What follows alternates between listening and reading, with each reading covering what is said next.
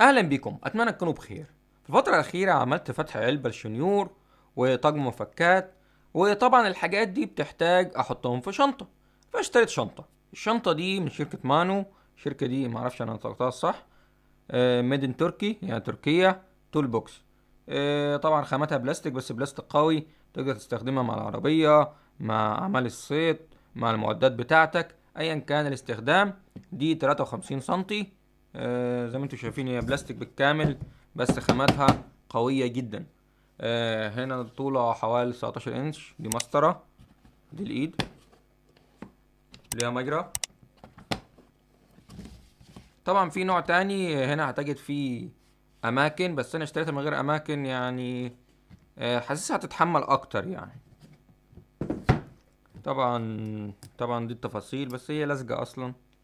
فتح كده، وهنا ده مكان قفل من اسفل. بلاستيك بلاستيك. نفتحها مع بعض وتشوف هتشيل معانا